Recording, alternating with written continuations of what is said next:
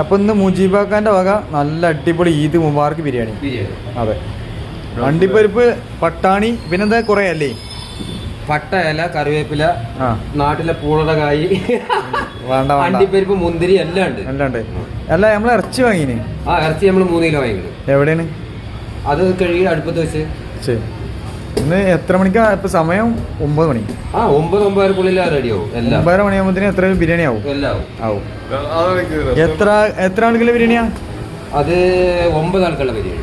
ഇവിടെ 9 ആളില്ല, ആകെ 6 ആളുള്ളൂ. അല്ല, 2 ആള് വെയിറ്റ് പുറത്ത് മല്ലികട ചേച്ചി ഒന്ന് വെയിറ്റ് ചെയ്തിട്ടുണ്ട്.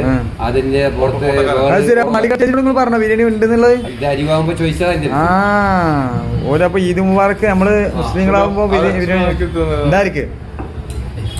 അപ്പൊ ഇതെന്താ സാധനം എരിഞ്ഞിക്കണ നിങ്ങള്? ഇത് എരിഞ്ഞ നെയ്ച്ചോറിനുള്ളത്. പഠിച്ചോനെ, അപ്പൊ ബിരിയാണി വെക്കണില്ല നിങ്ങള്?